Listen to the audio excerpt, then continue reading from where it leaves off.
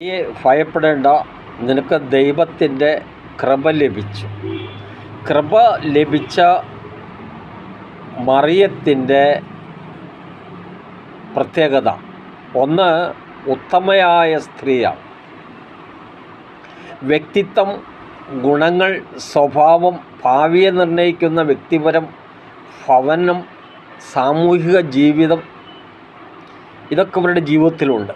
ക്ഷമയും സഹനശക്തിയും കന്യമറിയാമിന് ധാരാളമായിട്ടുണ്ട്. ക്ഷമ വീരന്മാരുടെ ശക്തിയാണ്. ധർമ്മബോധം, ശരിയും തെറ്റും തിരിച്ചറിയുവാനുള്ള കഴിവ് മറിയത്തിനുണ്ട്. അത് തലമുറകൾ നിലനിർത്തുന്നു. വിനയം, അറിവ്, സൗന്ദര്യം, ഇതെല്ലാം അവൾക്ക് ധാരാളമായിട്ടുണ്ട്. അഹങ്കാരം അവളുടെ ജീവിതത്തിലില്ല. ജ്ഞാനമുള്ളവൾക്ക് വചനം ലഭിക്കുകയും വിദ്യാവിനയം വിളിച്ചു വരുത്തുകയും ചെയ്യുന്നു. ബുദ്ധിശക്തിയും വിവേകവും അവളുടെ ശക്തിയാണ്. സത്യസന്ധത അവളുടെ യഥാർത്ഥമായ രൂപമാണ്. ലാളിത്യം, സൗന്ദര്യം ആത്മാവിൻ്റെ പ്രതിഫലനമാണ്.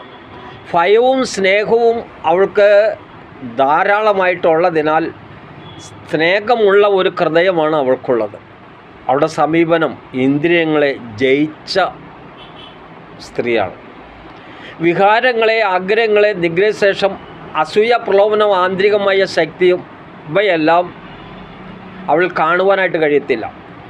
ശുചിത്വം, ക്രമബോധം, വ്യക്തിക്കുള്ള മനസ്സ്, ചിട്ടപ്പെടുത്തുവാൻ കഴിയുന്ന ആരോഗ്യം, ഇതൊക്കെ ഈ ഉത്തമയായ മറിയത്തിൻ്റെ പ്രത്യേകതയാണ്. ഹല്ലേലൂയ.